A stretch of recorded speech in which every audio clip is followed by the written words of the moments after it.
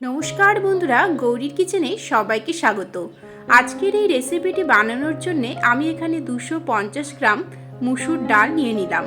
ডালটাকে whole night ভিজিয়ে রেখেছিলাম। এখানে 3টে আলু ছোট ছোট টুকরো করে কেটে নিয়েছি। দিয়ে দেব একটা কুচিয়ে কেটে রাখা পেঁয়াজ, তার সাথে 9 থেকে 10টা রসুনের কোয়া, দিয়ে দিচ্ছি একটা টমেটো কুচি। এর সাথেই আমরা দিয়ে দেব 3 থেকে 4টে চেরা কাঁচা লঙ্কা। এখানে ঝালটা আপনাদের ইচ্ছে অনুযায়ী কম বেশি করতে পারেন। তার সাথে দিয়ে দিচ্ছি 1 টিস্পুন নুন এবং হাফ টিস্পুন হলুদ গুঁড়ো। এবারে এর মধ্যে দিয়ে দেব প্রায় 2 গ্লাস পরিমাণ মতো জল। সব কিছুকে এবারে একটু নেড়েচেড়ে নিয়ে মিশিয়ে নেব।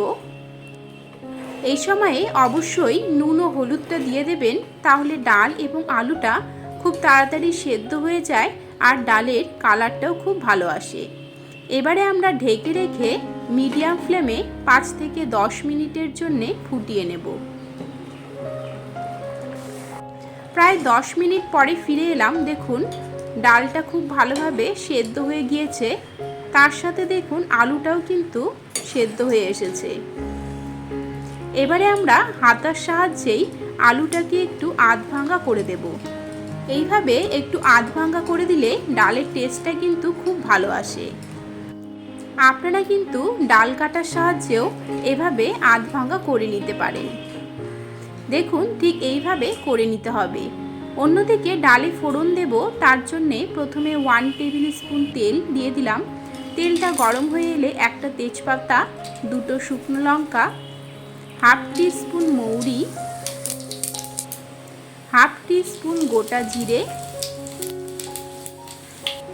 হাফ টিস্পুন কালো জিরে, দিয়ে দেব হাফ টিস্পুন মেথি। এই ফোড়নটা কিন্তু খুবই উপকারী হয়। আপনাদের সর্দি কাশি থাকলে এইভাবে ফোড়ন দিয়ে খাবেন, তাহলে কিন্তু দেখবেন 2-3 দিনের মধ্যেই কমে যায়। ডালের মধ্যে দিয়ে ডালটাকে আমরা আরও 5 মিনিটের জন্য ফুটিয়ে নেব।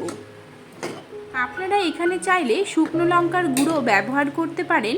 আমি কিন্তু আজকের এই রান্নায় শুকনো লঙ্কার গুঁড়োটা ব্যবহার করব না, কারণ আমি খুবই হেলদিভাবে এই ডালটা বানিয়েছি।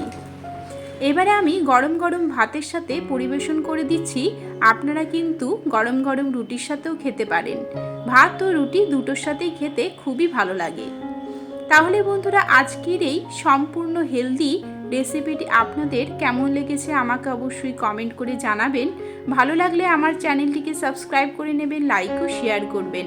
এরকমই আরও অনেক রেসিপি আমার চ্যানেলে রয়েছে, যেগুলো লিঙ্ক ডেসক্রিপশন বক্সে দেওয়া আছে, অথবা আপনারা আমার চ্যানেল ভিজিট করলেও দেখতে পারবেন।